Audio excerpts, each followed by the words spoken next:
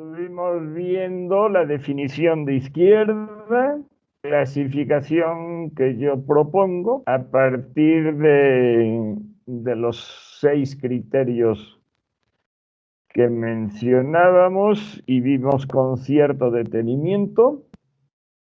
Y a continuación, y ya para terminar, vimos que esta clasificación divide a las izquierdas en 4: socialdemocracia, autogestión, populismo y leninismo.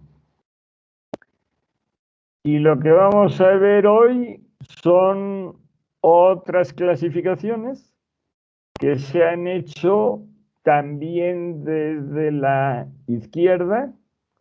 La que vimos la sesión pasada era desde la izquierda. Yo me considero en concreto socialdemócrata. Pues bien, las que vamos a ver hoy son las siguientes, pero vamos a señalar inicialmente 2 cuestiones generales.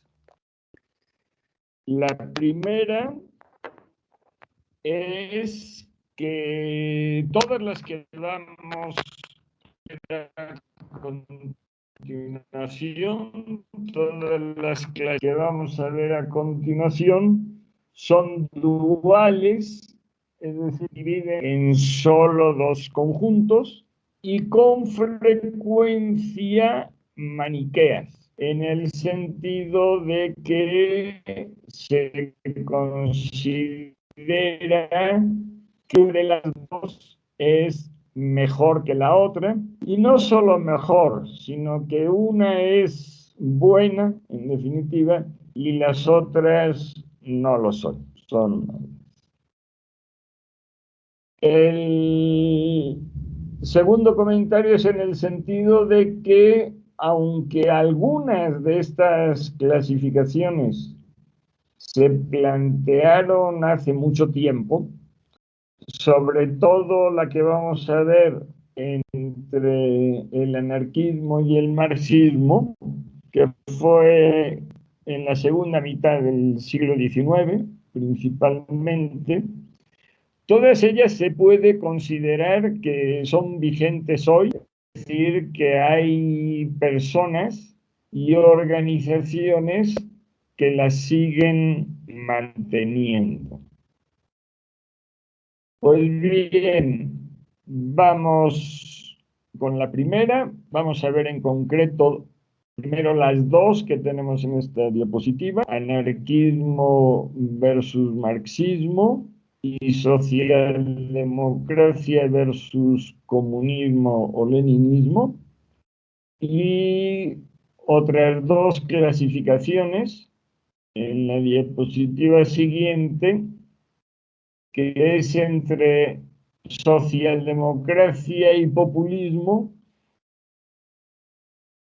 Estas dos realmente son de carácter mundial.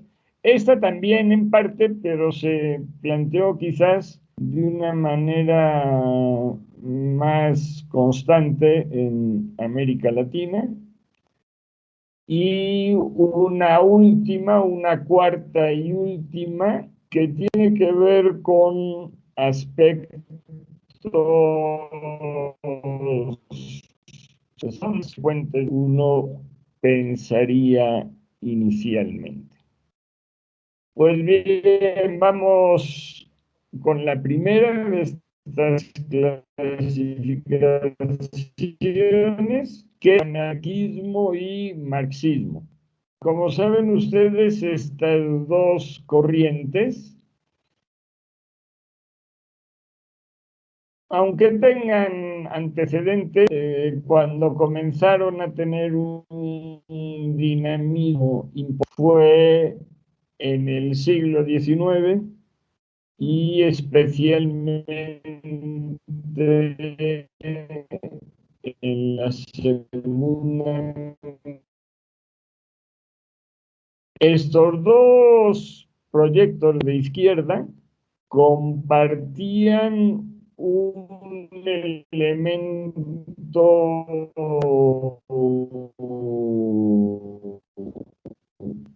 a la propiedad privada. Si por socialismo entendemos, socialismo es una de estas palabras que tiene muchos significados.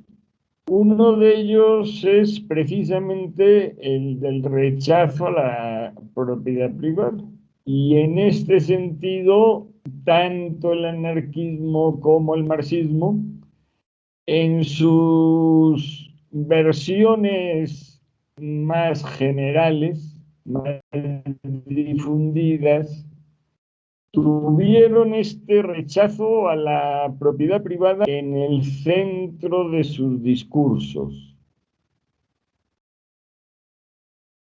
La propiedad privada se consideraba que era el gran mal de la humanidad, del cual se derivaban todos los otros. Los conflictos principales, lo que nos impediría con un nivel de armonía mínimamente significativo, precisamente sería la propiedad privada.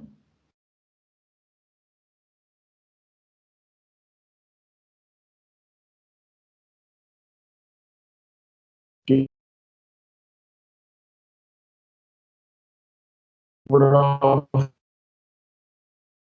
y de acuerdo con esto, la sociedad que se ponía como era una que elimina esa propiedad privada. Y el rechazo al Estado burgués, en tanto que así era como denominaban con frecuencia, en tanto en político la propiedad privada, consideraban al Estado como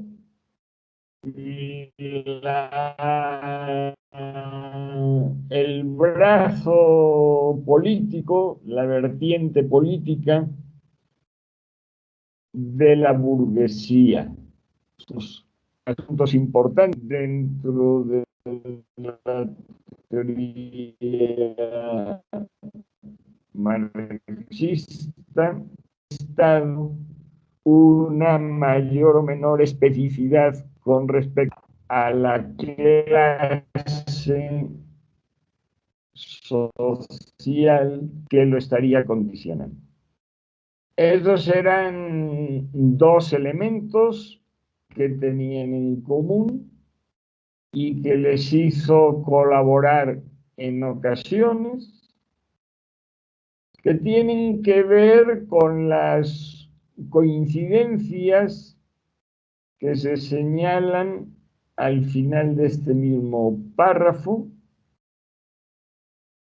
incidencias frecuentes en el diagnóstico, que era ese, el rechazo a la propiedad privada, a partir que pervertía la coexistencia entre las personas, y en el objetivo último, también había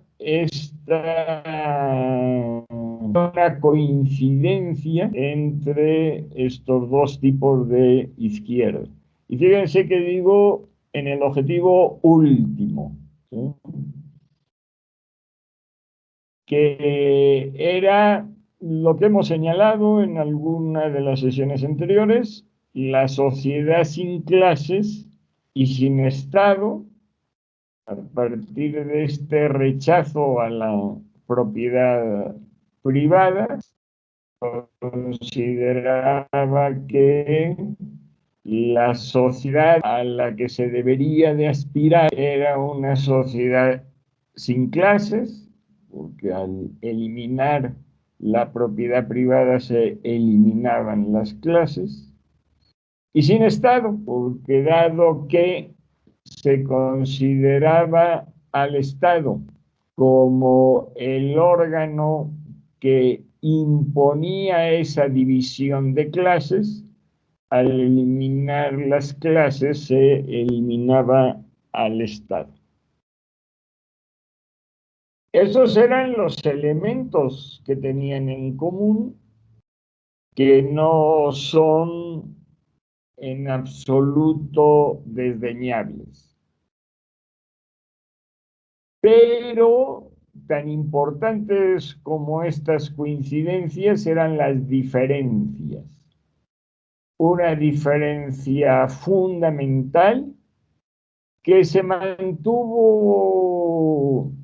a lo largo de todo el tiempo posterior al siglo XIX, es decir, siglo XX y hasta hoy, es con respecto a las estrategias, con respecto a cómo se iba a producir el tránsito de la sociedad capitalista a esa sociedad sin clases y sin Estado. En este sentido, los anarquistas han propuesto en general que ese tránsito era muy rápido, prácticamente espontáneo, que a través de algún hecho decisivo, como una huelga general, se iba a derrumbar el sistema capitalista imperante y que la población iba a tender a construir esa nueva sociedad sin clases y sin Estado.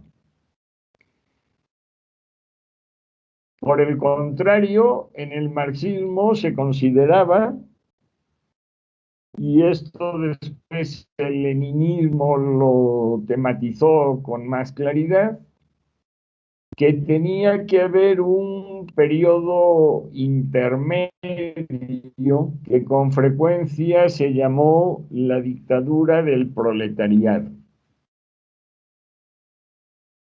Sobre esto vamos a insistir en la sesión de la próxima semana, pero es necesario tenerlo en cuenta desde ya para ver estas diferencias entre el anarquismo y el marxismo.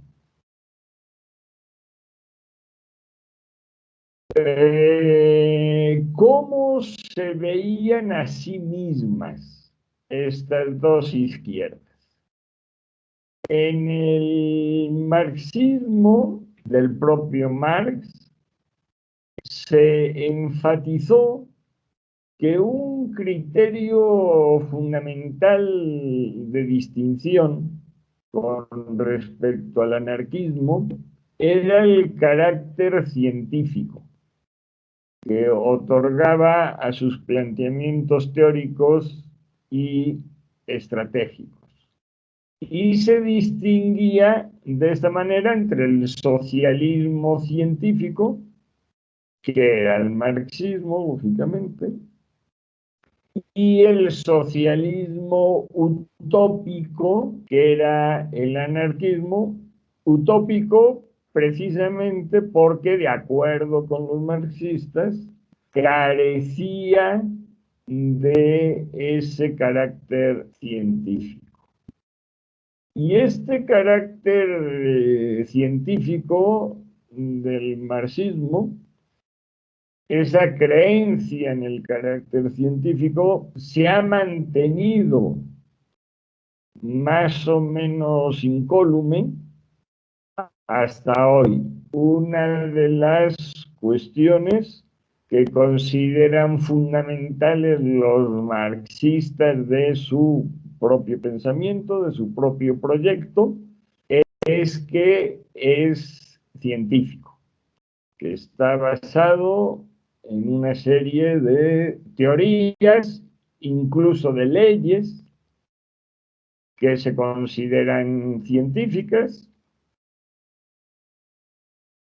Esto, pues, dentro de ámbitos no marxistas, hoy está muy en entredicho por toda una serie de cuestiones, entre las cuales no es la menor que la visión de la historia humana sostenida por el marxismo como una sucesión de modos de producción prácticamente universales, por los cuales tenían que pasar más o menos todas las sociedades, y que necesariamente también, y eso sí era una constante para todas, se iba a derivar en este último modo de producción donde no iba a haber propiedad privada. Llamémosle socialismo en general o comunismo. Este gran relato, supuestamente basado en leyes científicas, hoy está totalmente en entredicho, sobre todo por su supuesta capacidad predictiva. Mientras existió Unión Soviética y mientras buena parte o una parte significativa de los países de nuestro planeta eran comunistas, y eso se interpretaba como que estaban en transición a ese nuevo modo de producción o habían llegado a él, pues era más creíble este planteamiento, esta capacidad predictiva, en el sentido de que toda la humanidad iba a acceder a ese nuevo modo de producción. Desde que se hundió la URSS, pues lógicamente esa capacidad predictiva está mucho más en entredicho.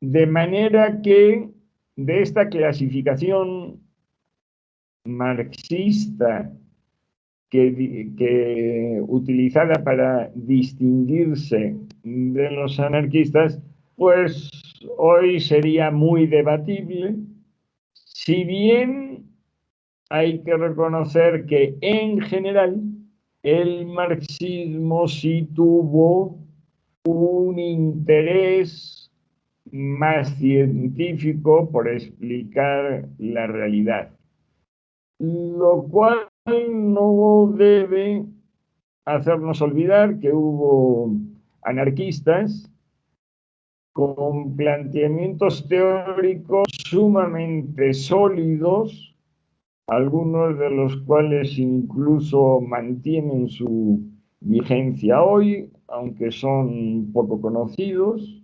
Estoy pensando en Kropotkin, que fue un anarquista ruso del siglo XIX principalmente,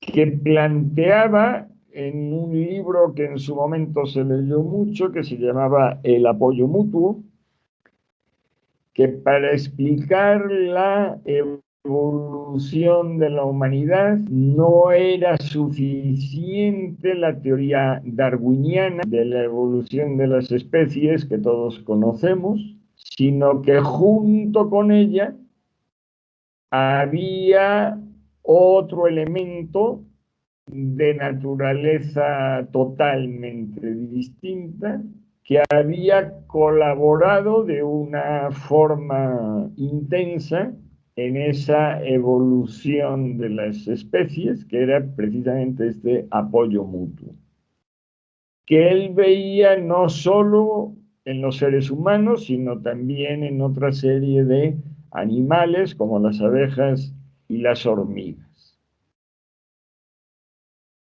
Entre los anarquistas hubo geógrafos importantes como Reclus, por ejemplo, que repito, su producción es mucho menos conocida. En ocasiones se mantiene más vigente, en ocasiones menos. Pero hoy esta cuestión de la distinción en este tipo de planteamientos entre lo científico y no científico, pues desde luego no está en absoluto tan clara como los marxistas, sobre todo de ayer, pretendían. De cualquier forma, este fue el criterio principal, repito, para que en vida de Marx, por lo menos, pero Lenin compartía esto de forma muy clara, era el principal criterio para diferenciarse de los anarquismos en general o de los anarquismos en particular y de sus oponentes en general. Tenían una confianza total en que lo que ellos pensaban era prácticamente indiscutible debido precisamente a ese carácter científico. Los que no somos tan jóvenes, nos ha tocado ver en nuestras propias vidas cómo organizaciones marxistas se dividían y subdividían a partir de ciertas diferencias teóricas que muchas veces vistas desde fuera pues no tenían mucho relieve, pero que para ellos eran suficientes como para establecer diferencias profundas.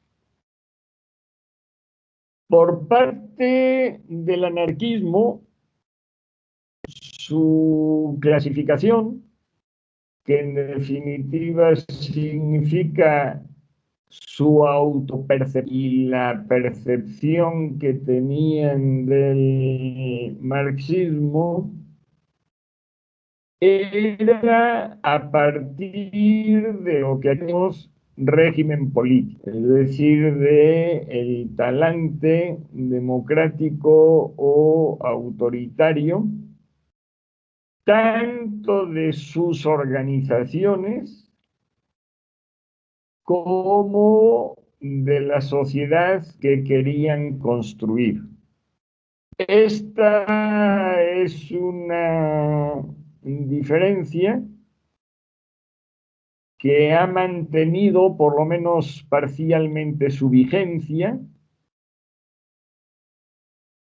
en el sentido de que el anarquismo en general ha sido más democrático que los Marx en tiempos de Marx, de Bakunin. Una de las grandes discrepancias fue en torno a cómo organizar la primera internacional, la primera gran organización internacional de los trabajadores, y ahí se opusieron dos proyectos de organización muy dispares, el marxista de tipo centralista y el anarquista de tipo autonómico.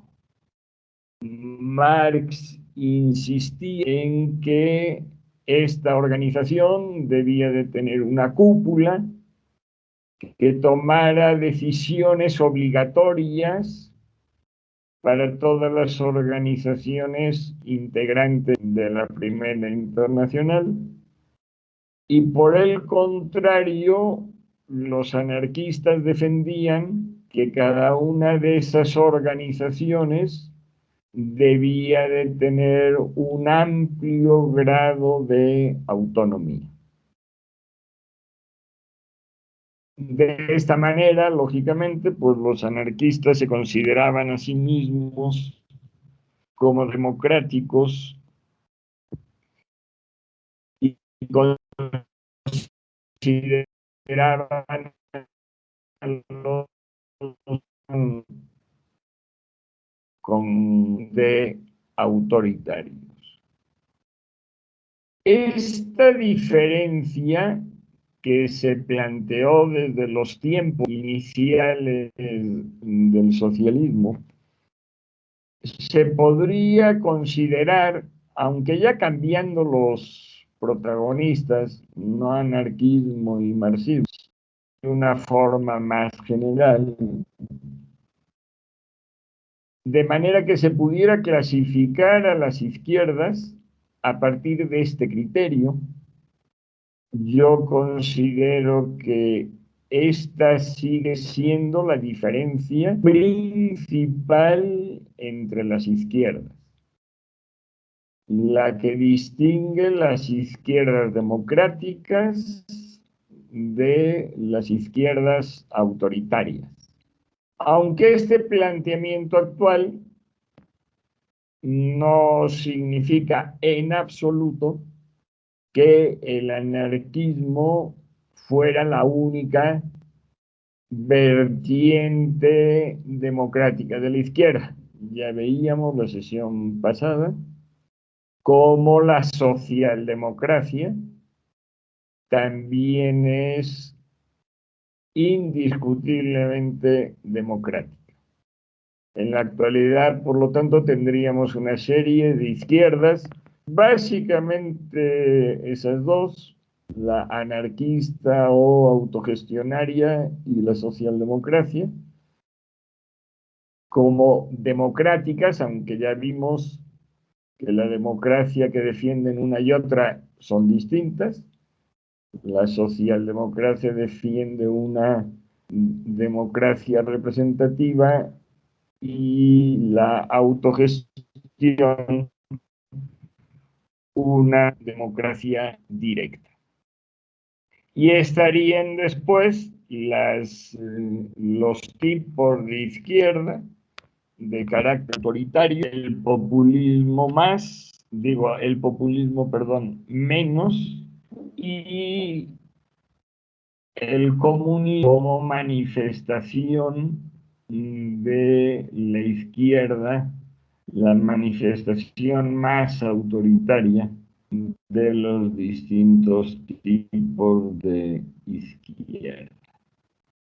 Pues este es de distinción entre anarquismo y marxismo, y cómo esas distinciones encierran clasificaciones como no puede ser otra forma. Y ya vimos entonces esas diferencias como son procesadas, como son planteadas por parte de los marxistas y cómo son planteadas por parte de los anarquistas. La siguiente confrontación más cercana a nosotros es la que existe entre socialdemocracia y comunismo, que ya sabemos que en este curso lo entendemos como sinónimo de leninismo o marxismo-leninismo. Pues bien, desde el momento en que la socialdemocracia se plantea, lo que con frecuencia se llama Estado social y democrático de derecho, por oposición al partido único y la economía estatizada, que caracteriza al leninismo, aquí tendríamos una diferencia, dos diferencias muy claras entre ambos planteamientos que llevan consigo las subsiguientes clasificaciones. La socialdemocracia se distingue por su creencia en la democracia representativa, que para el comunismo no sería más que algo que enmascara la dictadura de la burguesía, y se diferencia también en cuanto a la forma de concebir la economía, en el sentido de que la socialdemocracia se plantea una conjugación entre una intervención potente del Estado en la economía, pero con iniciativa privada, con empresas privadas y con mercado. Por el contrario, el comunismo no solo se plantea en política la necesidad de un partido único y por lo tanto está en contra de la democracia representativa. Ya vimos en su momento que la existencia de un único partido imposible poder democrático y significa, con respecto a las otras variables del régimen político, una más concentración del papel de que todo en la sociedad está subordinado a la dirección del Partido Único, Partido Comunista, y eso también implica, con respecto a nuestra segunda variable de actitud del gobierno ante la oposición, la represión de toda oposición. Por lo pronto, en tanto que se les impide la formación de una organización que compita en las elecciones.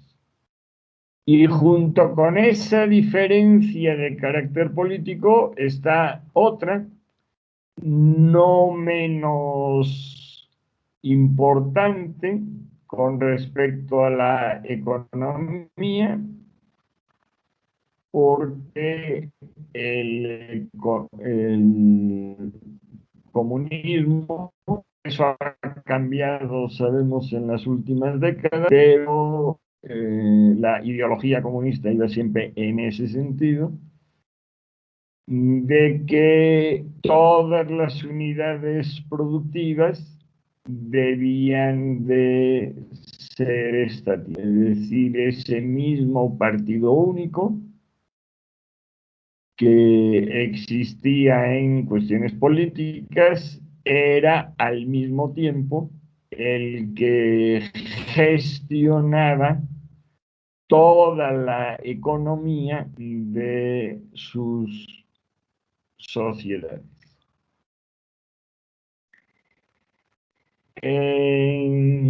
Lógicamente, dentro de este planteamiento, la socialdemocracia considera, desde mi punto de vista, con razón, que ella representa un tipo de izquierda democrático frente a un tipo de izquierda autoritario que sería el comunismo.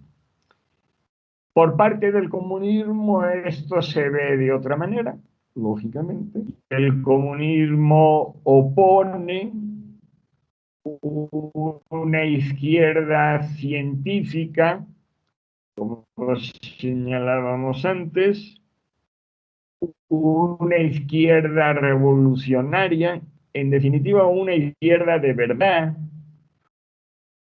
en contra de una que es vista como revisionista, como reformista,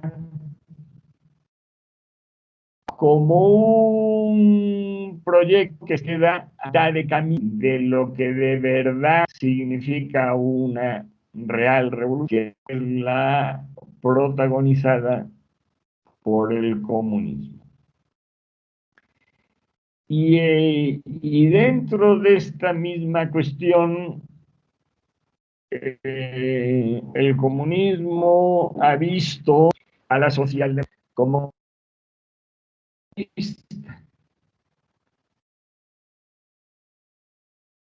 el comunismo en general, decirlo así, porque no convenía a sus intereses, de ver las marcadas diferencias que han existido, lo veíamos esto en la sesión pasada, en la sociedad que han tenido propiedad privada, en lo que el marxismo llamaría modo de producción capitalista.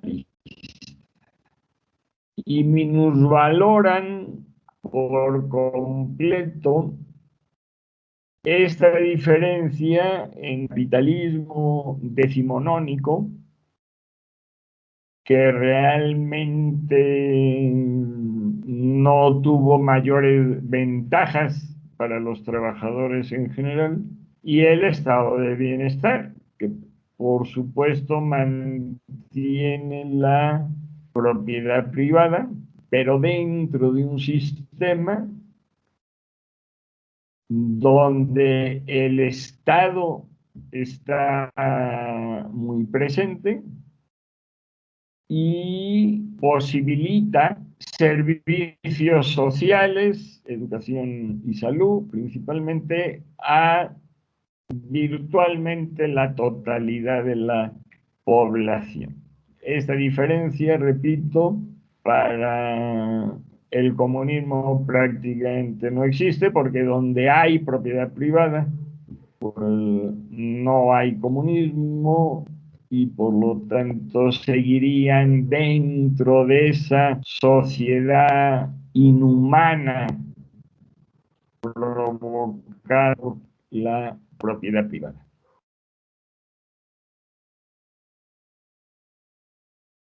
Todos sabemos que hoy en general los comunismos que permanecen en la isla de Cuba, en China,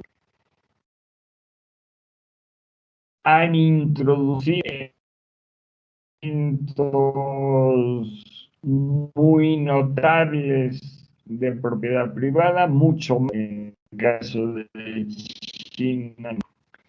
En este sentido, no serían comunistas, en este sentido económico, aunque sí mantienen del comunismo esa vertiente autoritaria del Partido Único.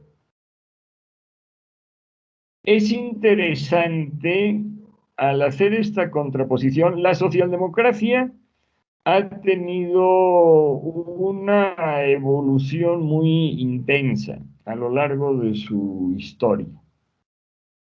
Y sí hay que señalar que la socialdemocracia de la segunda mitad del siglo XX ha sido, y la que pervive hasta hoy, ha sido una socialdemocracia muy distinta de la inicial,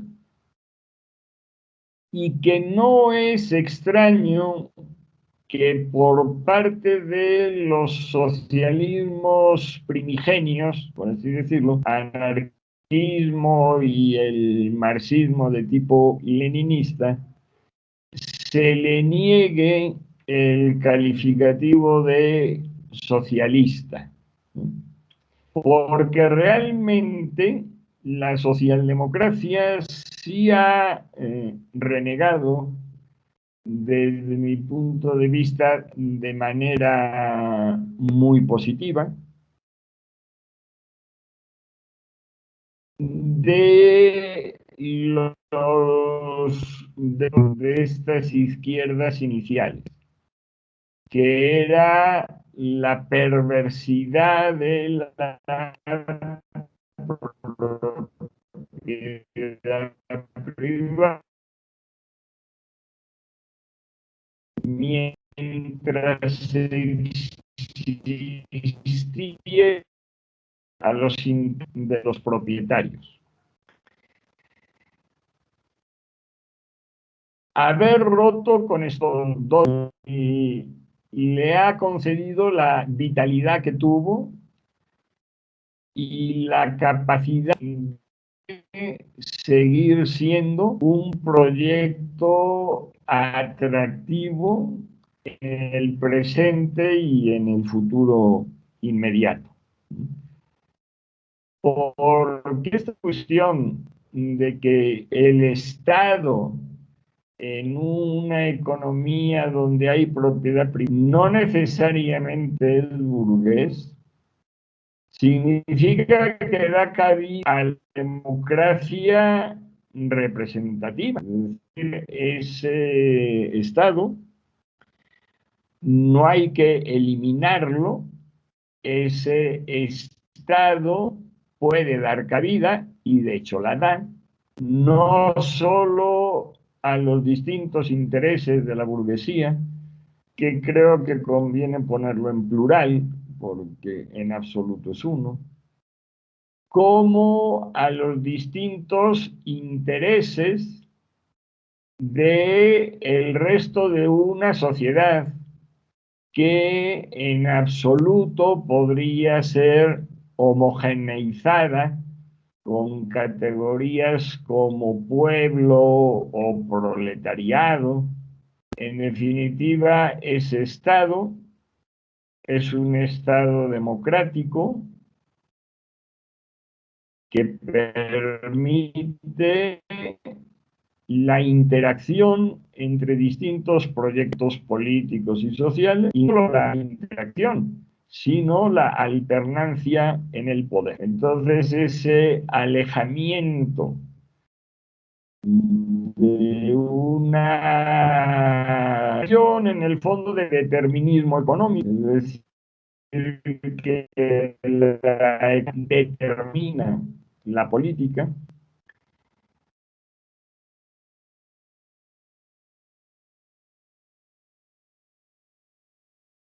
defender teórica y, y por el lado de la propiedad privada de la misma, aunque hay quienes lo hacen, que de verdad creer riqueza, que para que las grandes enfrenten de manera más positiva sus necesidades, es prácticamente imposible.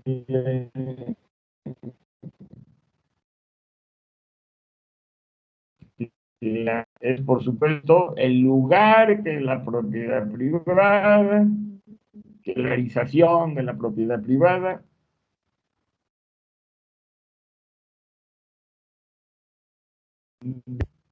creo que se podría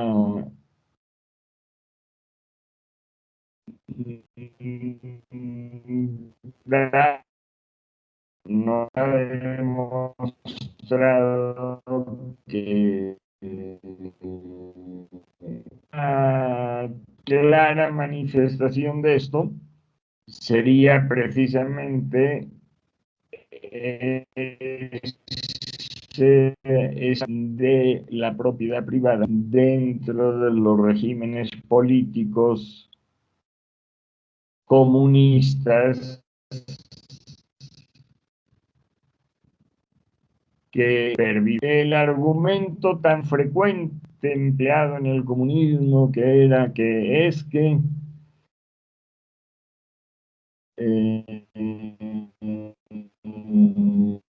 propiedad esta no podrían verse hasta que todo el mundo, pues es un argumento que hoy no puede ser sostenido. Las economías estatizadas en algunos casos han tenido desempeño positivo, de que la economía rusa creció de forma significativa bajo, pero en la mayoría de los casos esa estatización general de las unidades productivas, deterioros impresionantes con hambrunas, bien estancamiento o bien crecimientos como el que señalaba antes, pero que a la postre demostrado como no prolongables hacia el futuro. Una de las causas obvias, diría, el hundimiento de la URSS fue precisamente esa incapacidad de la economía soviética y de los países de su entorno por tener un crecimiento económico mínimamente dinámico. Pero el rechazar una economía plenamente estatizada no significa en absoluto pensar que la mejor economía posible es una donde no haya regulaciones y suceda a través de las reglas del mercado. En definitiva, hoy, aunque haya quien sostenga esto, en la totalidad de los países capitalistas hay una enorme presencia del Estado en la economía a partir de el manejo, como señalábamos, de un enorme porcentaje del PIB que se dedica a la educación y la salud públicas, con toda una serie de regulaciones, etc.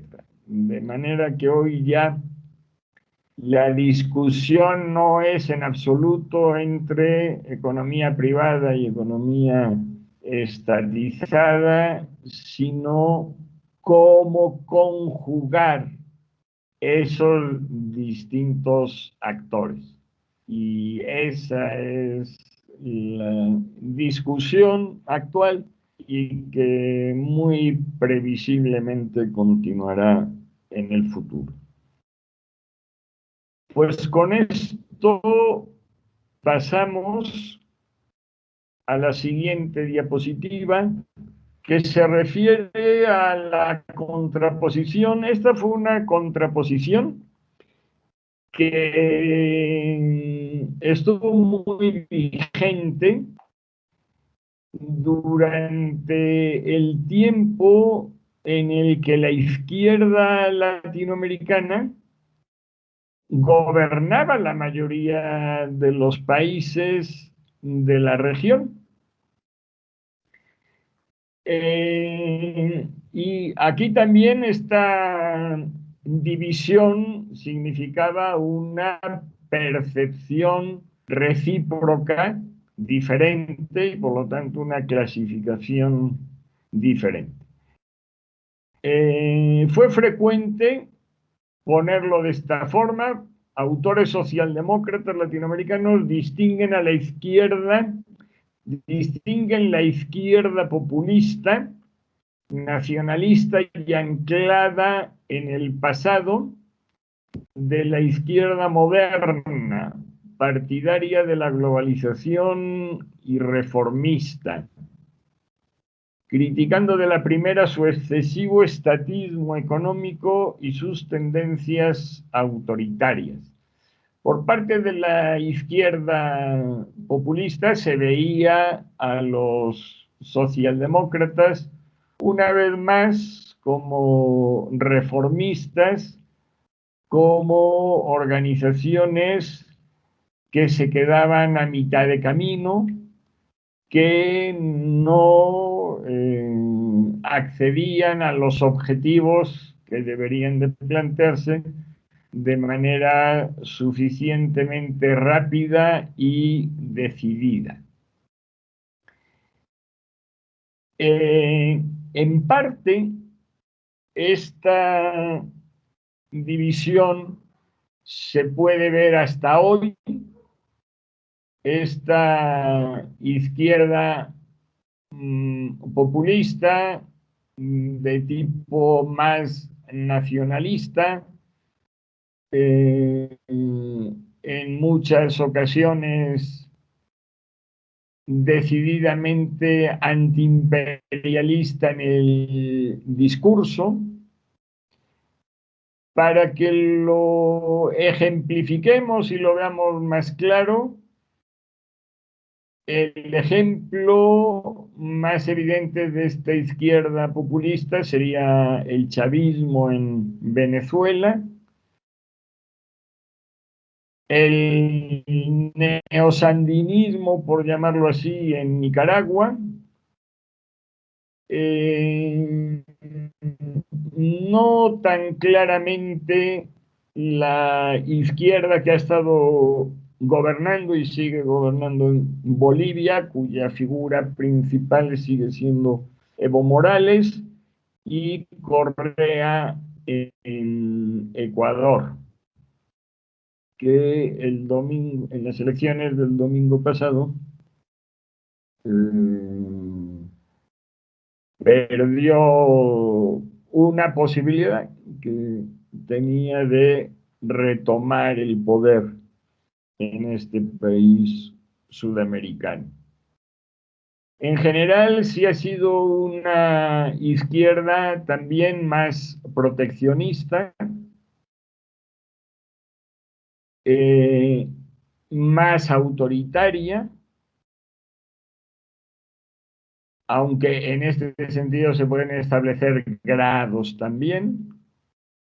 La más autoritaria de todas ellas ha sido la chavista, que de hecho prácticamente se puede considerar ya que es una dictadura clara, a partir quizá de un hecho fundamental.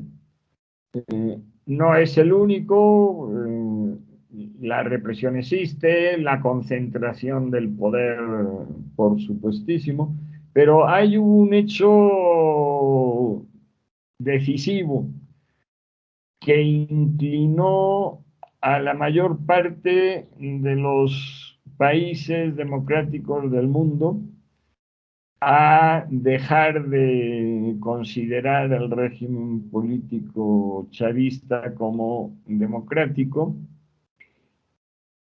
que fue eh, el organizar un congreso distinto cuando en las elecciones constitucionales del Congreso sucede que ganó de una forma clara la oposición y no solo se interrumpió toda comunicación, etcétera, con ese Congreso, sino que ya en el colmo del autoritarismo, para prescindir de ese Congreso, se hicieron otras elecciones a un Congreso supuestamente constituyente, digo supuestamente porque nunca hizo la Constitución, y de lo que se trataba era de suplantar el poder legislativo electo legítimamente por otro que fuese a modo con el poder ejecutivo.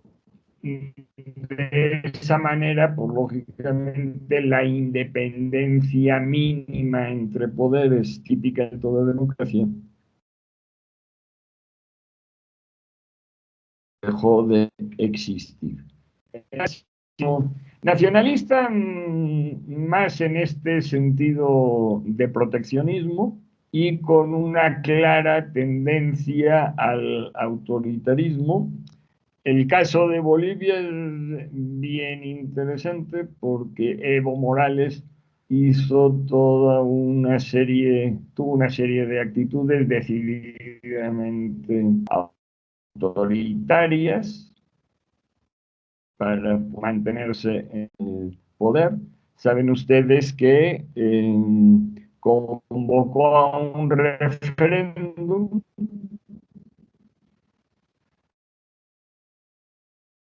para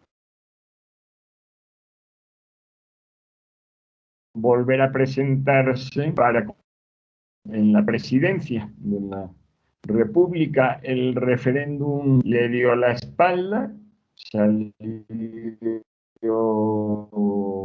la respuesta y aún así se postuló como candidato a la presidencia, defendiendo que por encima de la Constitución y que como todo el mundo, todos los bolivianos adultos, él tenía derecho a presentarse a las elecciones como candidato. Ya elecciones se consideraron como no legítimas y luego se hicieron otras que sí se han considerado legítimas por parte de la comunidad internacional, donde no se ha presentado Evo Morales, pero donde ha ganado su partido. Bueno, entonces por un lado tendríamos esa izquierda de tipo populista que tendría estos dos elementos principales, aunque después entre los distintos países que he mencionado como populistas hay diferencias importantes. Estos dos elementos de el proteccionismo y el autoritarismo. Y frente a ello estarían las organizaciones políticas, en su momento los gobiernos, de tipo más socialdemócrata, claramente el caso chileno, Uruguay, Brasil, donde hay una mayor apertura al mercado global, en ese sentido una intervención en el comercio internacional de los países, una intervención estatal menor, y por lo general sí han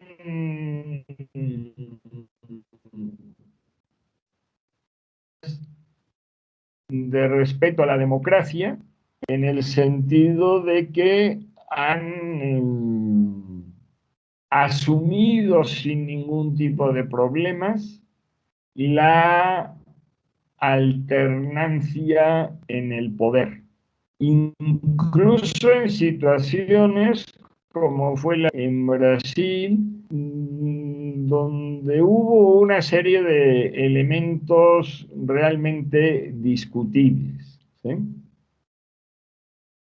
Entonces, aquí en este terreno político sí hay una diferencia muy clara entre estas dos izquierdas iberoamericanas, una claramente comprometida comprometida con la democracia y otra que en absoluto tiene ese compromiso. Y por último, hay una clasificación que no se suele plantear con el contenido que yo le doy en esta diapositiva, pero sí con las expresiones que aludirían a ese contenido. Y leo: clasificación compatible con algunas de las anteriores, pero enfatizando sus connotaciones valorativas psicológicas. Es empleada por autores de ideologías diferentes e incluso contrapuestas.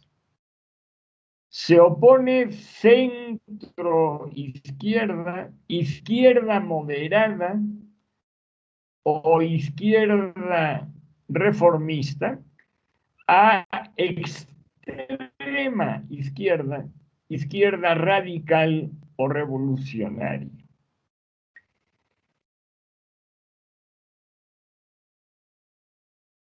Intar estos términos en clave psicológica no es frecuente, pero a los términos estamos acostumbrados todos porque probablemente son los más utilizados. Centro izquierda, izquierda moderada, extrema izquierda, izquierda radical.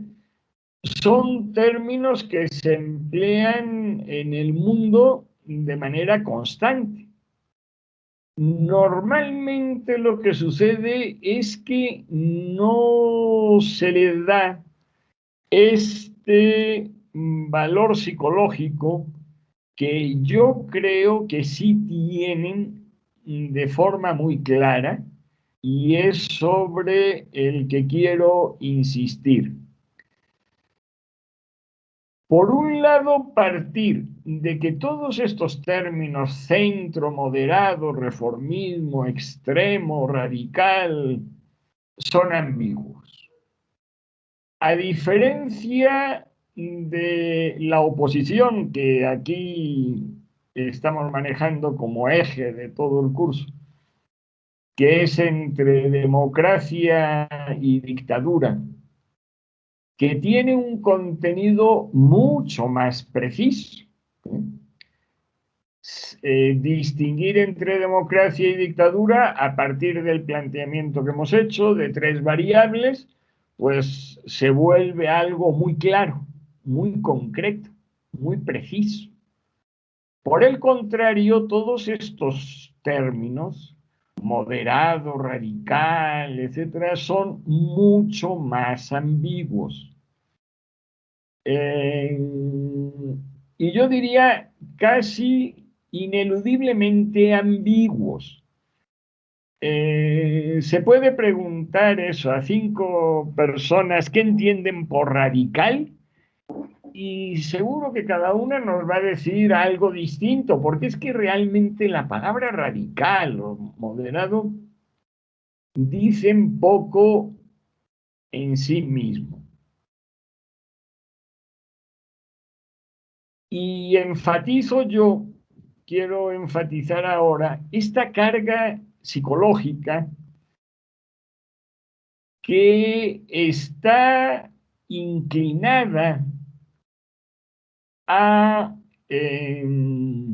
valorar la violencia, la rebeldía, por encima de la prudencia, por encima del acuerdo, que en definitiva tendría que ser la esencia de la política, o por lo menos de la política democrática.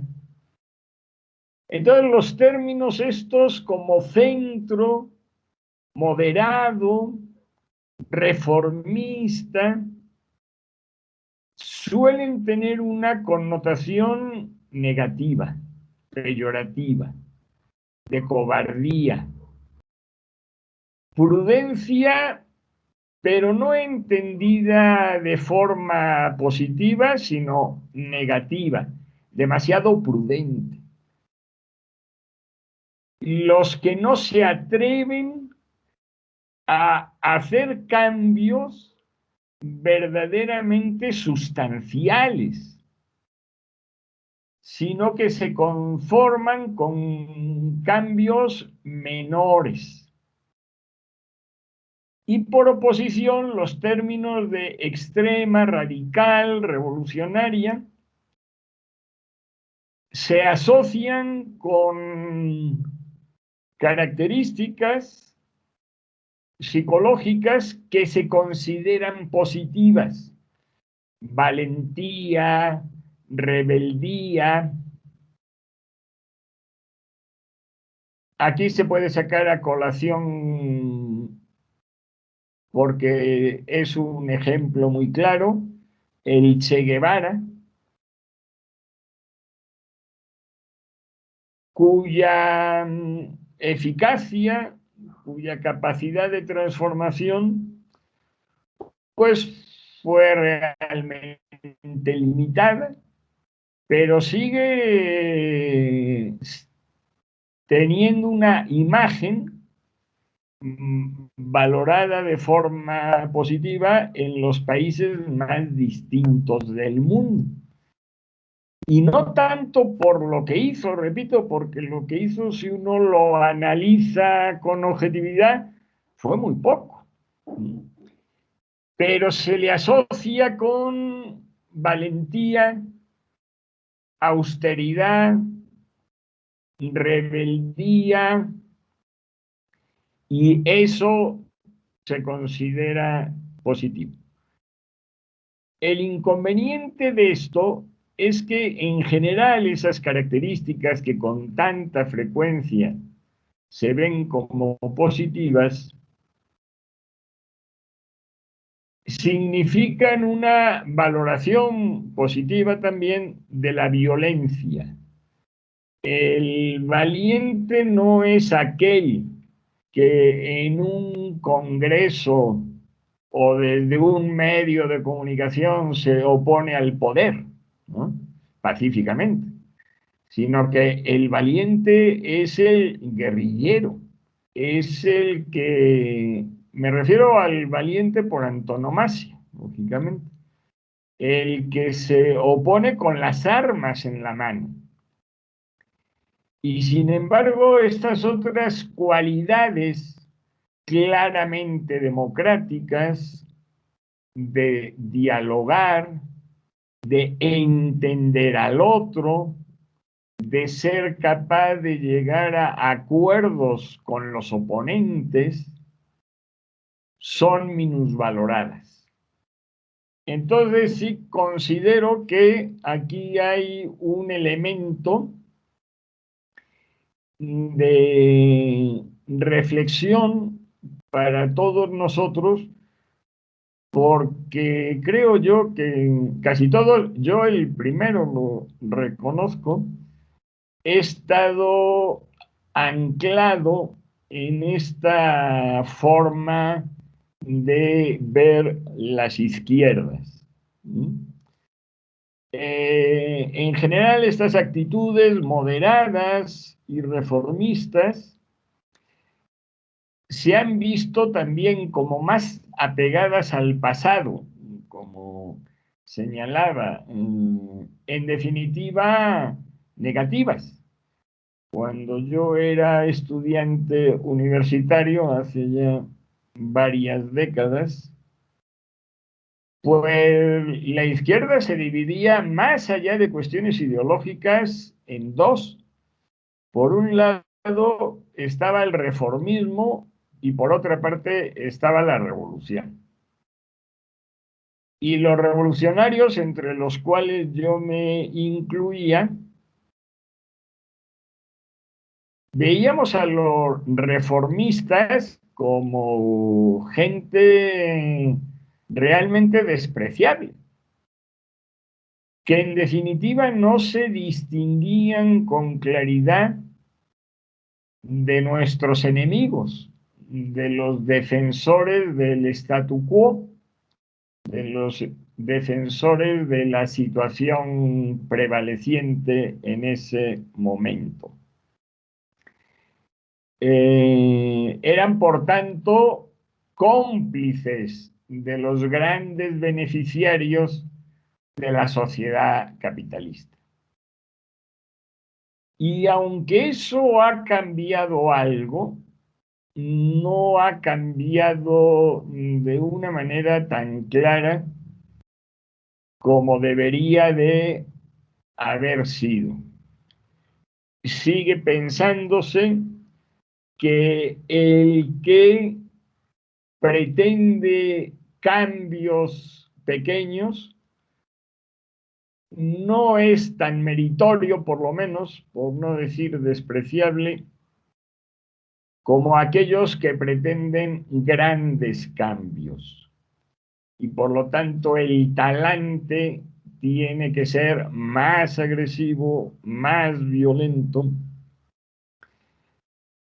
Tenemos todos la posibilidad de informarnos adecuadamente de los efectos catastróficos de la izquierda guerrillera, que, como señalaba, pues es la representante más clara de esta izquierda radical, revolucionaria, etc.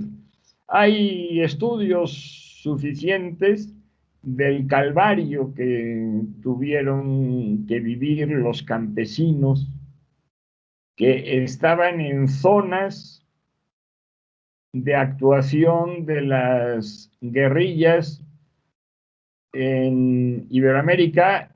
La mayoría de ellas han sido de carácter comunista y vivían un calvario impresionante, no solo por las actuaciones de la guerrilla, sino por las actuaciones del ejército que combatía a la guerrilla, y ellos, que supuestamente tendrían que haber sido los beneficiados por esa revolución, pues en lugar de ser beneficiados era todo lo contrario, vivían en un temor constante porque su percepción y su afectación tanto por los guerrilleros como por el ejército es que todos ellos los agredían de la misma forma. Entonces, esta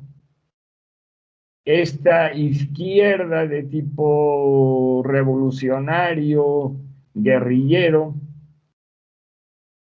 ha tenido unas manifestaciones muy negativas con respecto a la población civil en el seno de la cual se han desenvuelto. Algunas de estas izquierdas han tenido el valor de hacer una autocrítica profunda, como las FARC en Colombia, o buena parte, o algunos de los líderes de las FARC, que han reconocido todo lo que han hecho sufrir a las víctimas de sus secuestros, de sus extorsiones, a las cuales han sometido a violencia extrema durante mucho tiempo. Pero sigue siendo frecuente que esta crítica no se haga y que haya una serie de personas y de grupos que mantienen como positivo estos planteamientos de izquierda. Pues bien, hoy damos por concluida la sesión de este jueves. Pasamos, si les parece, a un turno de preguntas y nos despedimos.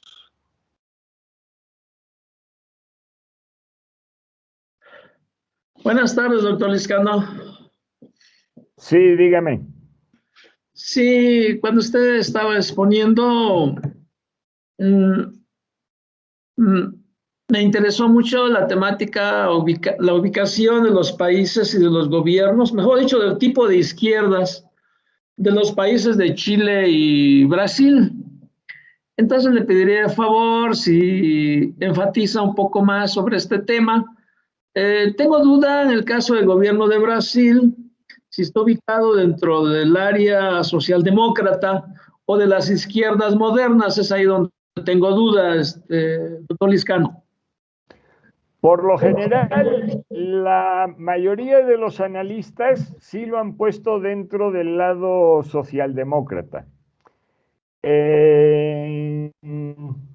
Alguno de los elementos importantes para ello tuvo una actuación muy decidida en contra de la pobreza, pero dentro de un manejo económico que podríamos denominar como sostenible.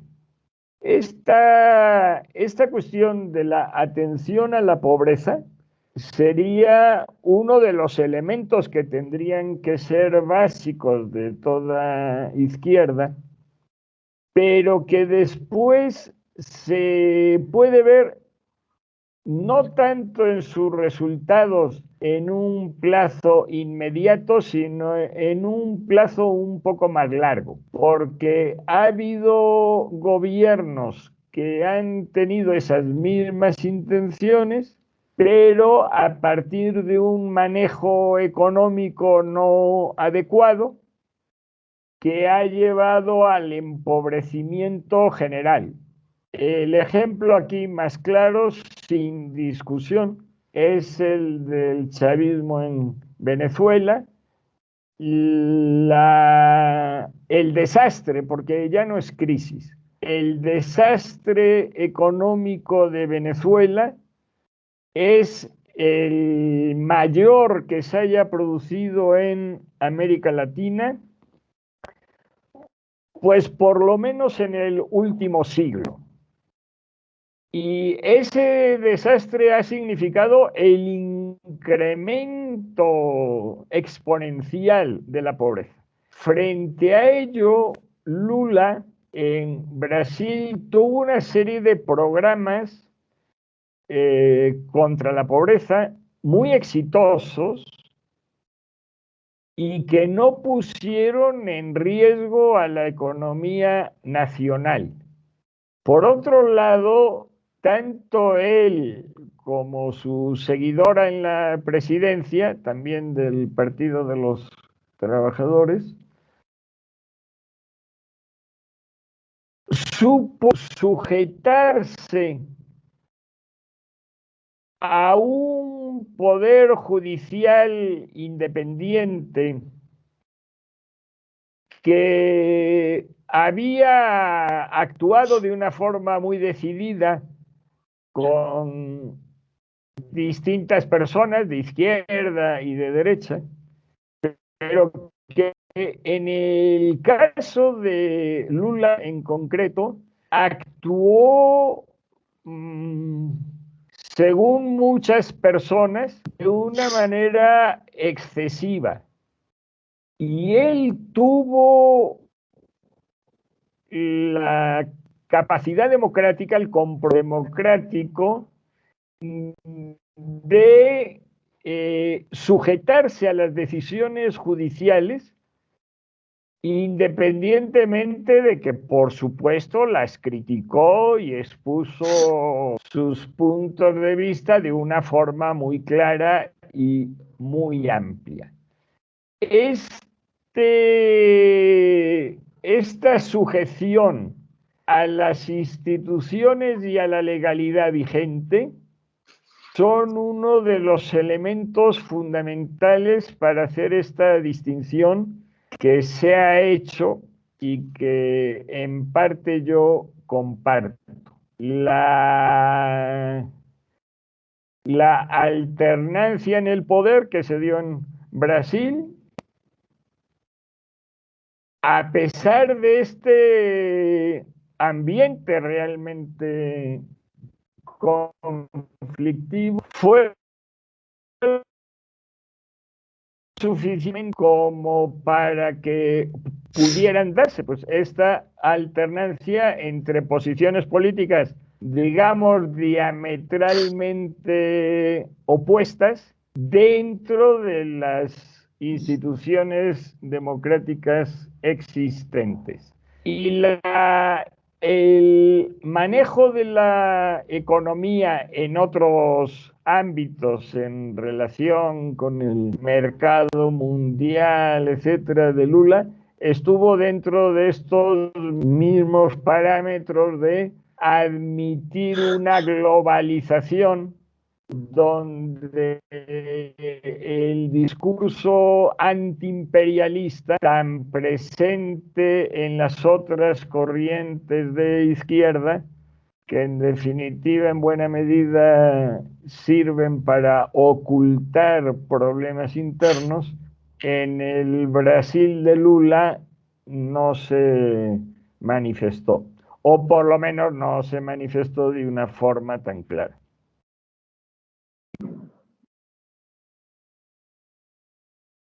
Si hay alguna otra pregunta o comentario.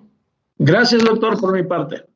De nada, maestro.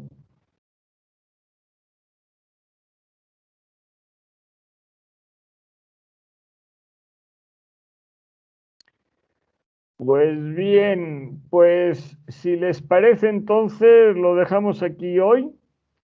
Sí, doctor.